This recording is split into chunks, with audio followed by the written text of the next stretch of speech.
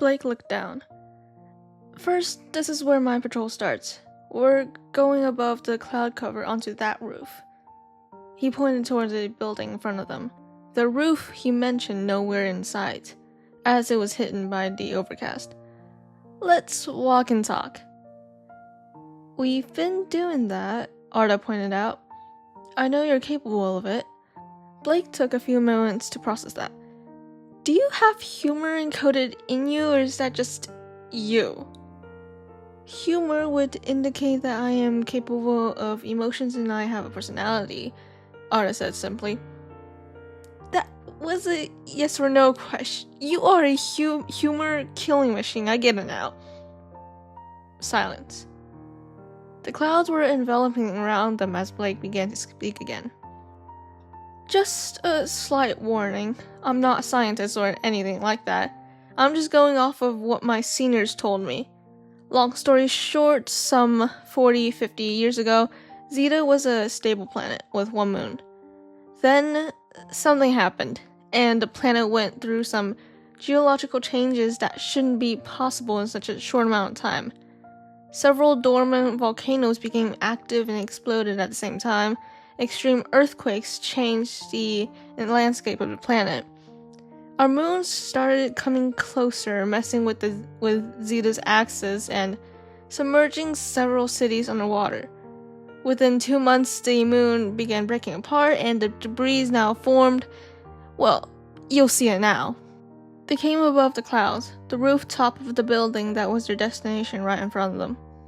The sky was a grayish blue, and for a second, Arda thought it was near dusk, when he saw that it was, in fact, midday.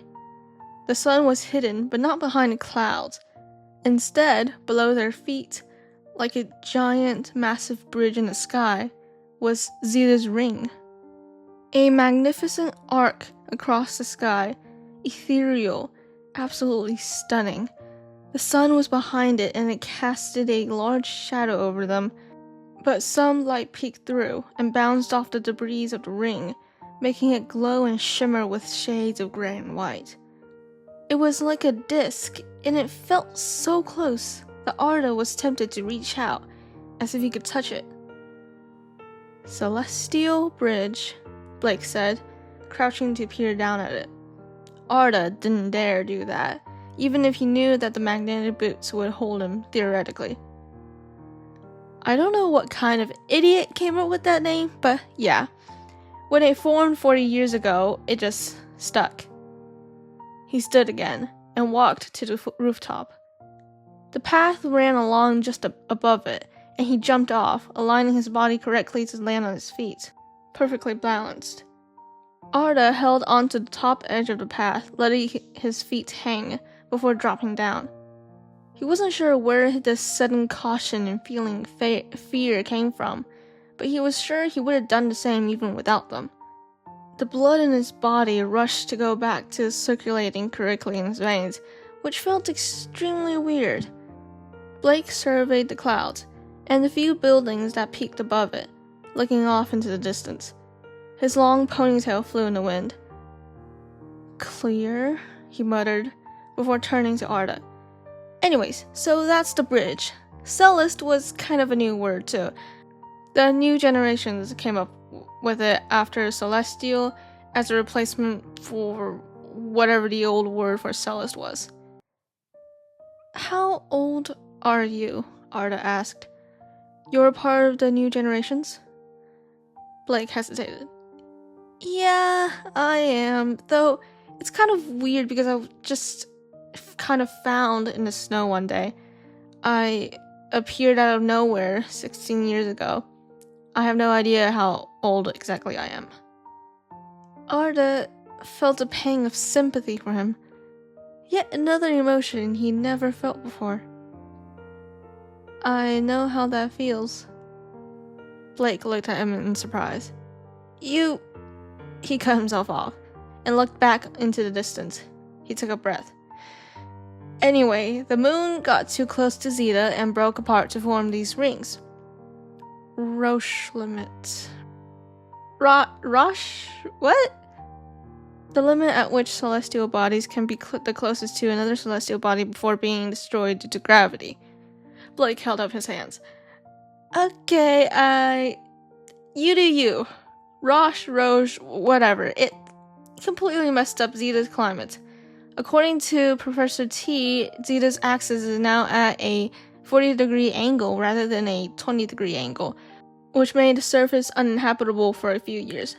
That's why it's so cold here, even though we're not even that far north. And your summers are scorching hot? He nodded. Yep, complete opposites, the seasons. The rings don't help. It reflects sunlight towards us during the summers and blocks sunlight during winter.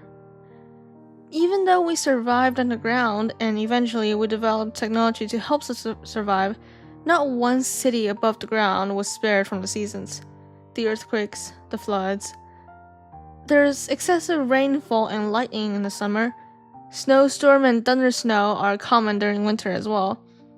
Animals have adapted as quickly as we have, but food is a precious thing. That's why they've been attacking humans. They've mutated and evolved. Some are seeing us as another food source, and we're seeing them as ours. But it's not easy having to feed so many people. It's a literal apocalypse. The blonde walked to the edge of the roof and leaned over, and Arda was half afraid he would fall. The city is called Cultus. It was a leading capital, and it got lucky. It avoided the worst of the disasters. Earthquakes happen more frequently, however, and we've taken casualties. Arda looked around. Up here, above the clouds, out of sight of the destroyed city, it was almost peaceful and beautiful. By far, it was the most beautiful thing he'd seen in a long time. Space was beautiful too, but a terrifying sort of beautiful. This was more welcoming. Alright, there's no enemy groups. Let's keep going. As they headed down the vertical path, which was way more scary than going up, Blake explained, "Our government is also shattered into a billion pieces. There are 4 major groups, each with a different government, and we're kind of fighting each other even though we should be helping each other. Here we're supporting a democratic republic, though we're losing the war as we speak. Technically, we're in the northwest hemisphere, but we call ourselves Northsphere. In the northeast is the Imperial Ring of the East, dramatic name, but whatever. It's, well, imperial. Their emperor is always rearing for a fight. There's the South Sphere, or the Southern Hemisphere, who supports communism, and there's the Nomadic Empire, which is a meritocracy dictatorship, however that works. They move from the south to the north poles, along with the seasons. Democracy, imperialism, communism, dictatorship, Arda mused.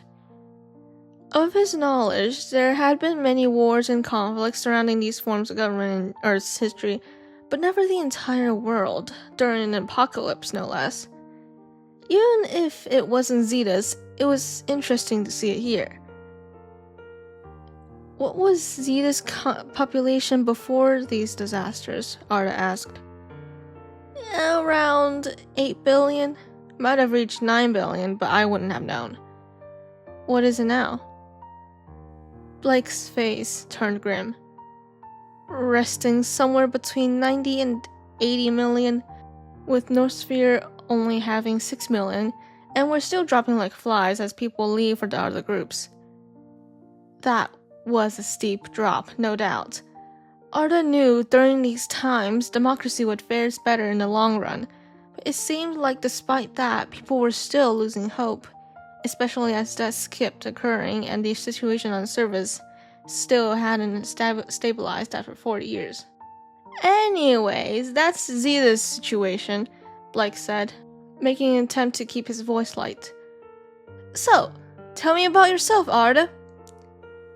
There isn't much to talk about, Arda admitted. I don't know where I'm from, or how or why I came to be, what species I am, or how old I am.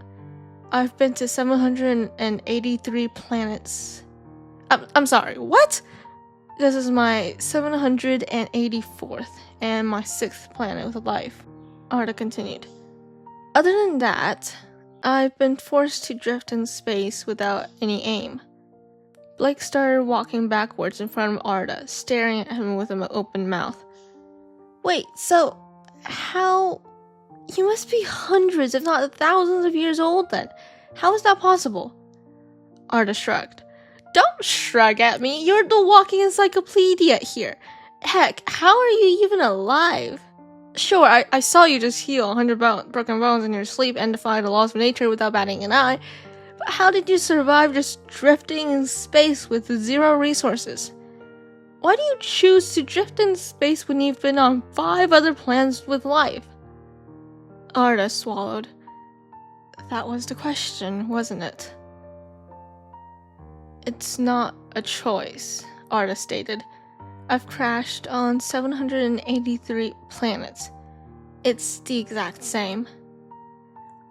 Blake frowned. What is?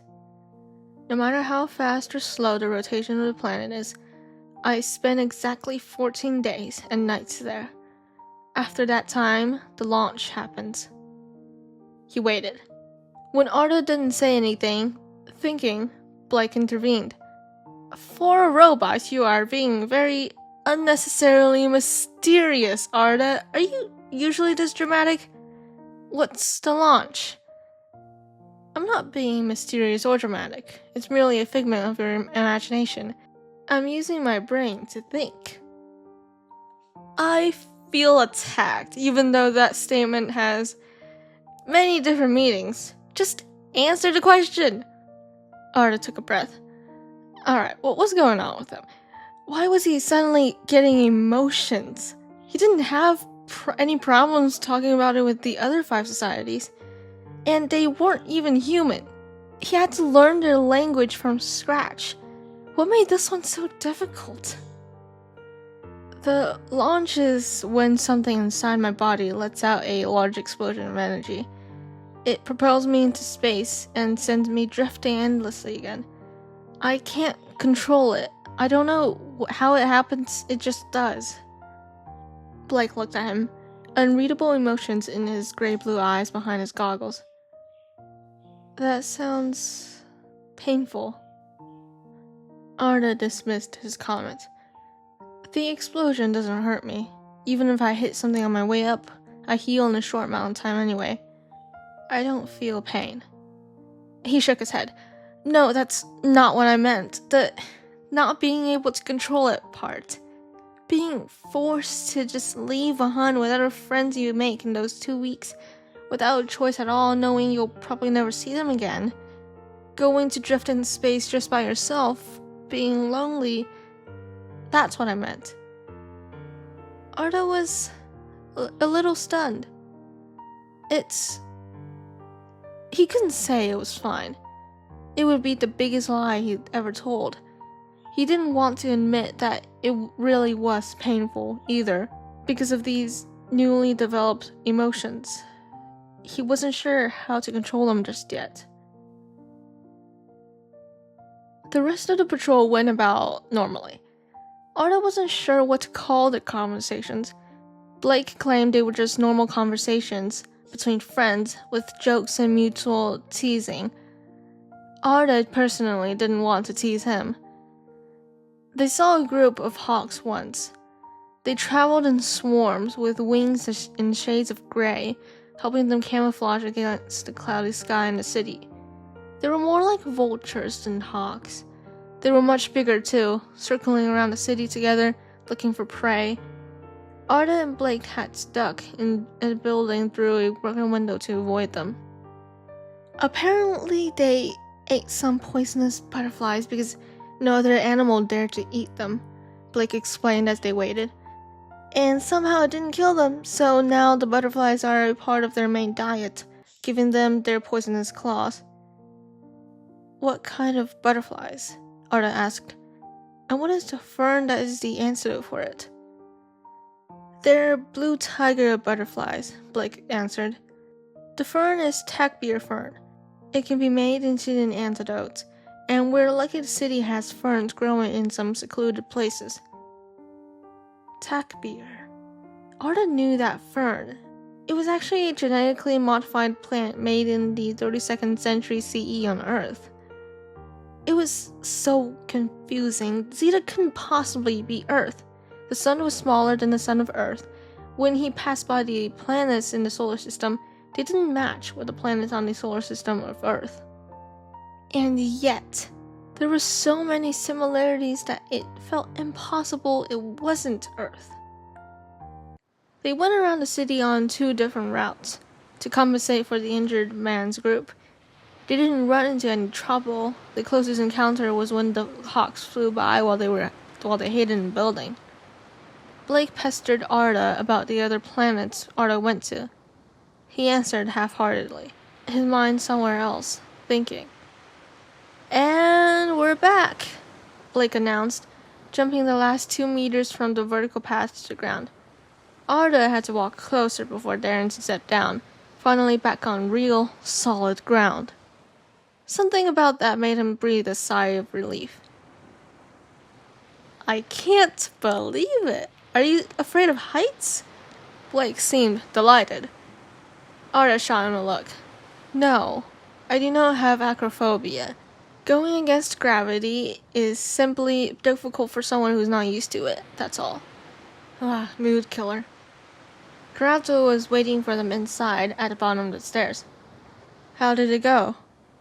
Surprisingly good, Arda replied. We stayed away from the hawks. Blake crossed his arms.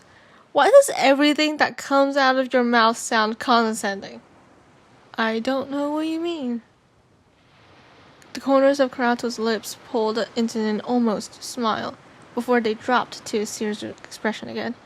He sighed. Good. That's good. I need some good news just about now. The atmosphere was suddenly grim. Arda picked up on it and knew what it meant. Blake still asked, Why do you need good news? He didn't make it. The North Sphere members looked at Arda with surprised expressions. Karato just nodded. I couldn't get back in time, Karato said. He sighed again. There were 3 other deaths in the other sectors. Things are just getting worse. It's been escalating in the past few months. Blake tugged on his tie. More earthquakes, heavier storms. Have we gotten the south windmill working yet? Karato shook his head. They need to salvage some parts from the north and maybe the river. The lightning strike rendered the fan of the mill useless. Right now it's too dark. We'll go the next few nights without electricity.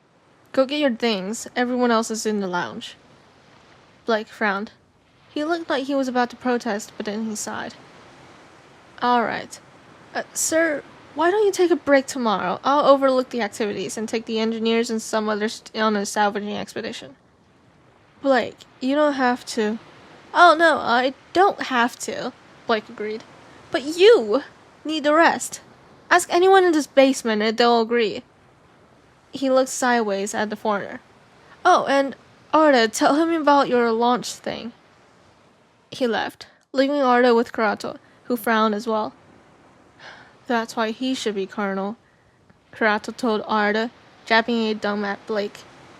And launch thing? Arda told him. Karato sighed again. That's alright. I'm sorry, I have a lot on my mind. But when the time comes, just remind me. I can have you taken to a roof and we'll say our goodbyes there. That's fine, Arda agreed. I can go myself too. Thank you, already, for everything. Not every society offers this kind of hospitality. It's merely common courtesy, Karato explained. He raised a hand and patted Arda on the head, startling him, but not in a bad way. The colonel seemed to do it subconsciously as well, his eyes distant, his brown-red hair hanging over them, making them look even more tired. But in the meantime, I know this is a lot to ask, especially with your condition and situation, being thrust into this apocalypse with us so suddenly, but would you mind helping out? We need to move out and launch an attack on the Imperial Ring of the East in just over a week, and we're short on helping hands. He seemed guilty as he asked this, and Arda could understand. It was, in general, an awkward situation to be stuck in. A Celeste-like human, or a human-like Celeste, falling from space, showing inhuman abilities and behavior, yet was seemingly knowledgeable about them. Taking him in was already a large risk, especially since they were in a dire state already. Really, the least Arda could do was help out. Of course I can. It's not asking much at all, Arda assured the colonel. He also had this odd feeling, a weird warmth in his chest. It was not anything like he had felt before. Was it another emotion? If so, what was it? Earth literature had him arriving at several conclusions, but he couldn't make sense of any of them being connected to his situation logically. There was no way he was feeling love, or loved, or belonging, or any of those emotions. He had never felt anything like it before, and he wasn't sure what he felt about feeling it. It was foreign, strange, alien, Celeste. It was small, yet it beat there along with his heart, strong, unwavering, a flame unable to be snuffed out, like Greek fire in the myths. He wasn't used to such a force suddenly entering his life. The only emotion he had ever been accompanied with was loneliness, after all. The emptiness of being a shell of black and white words.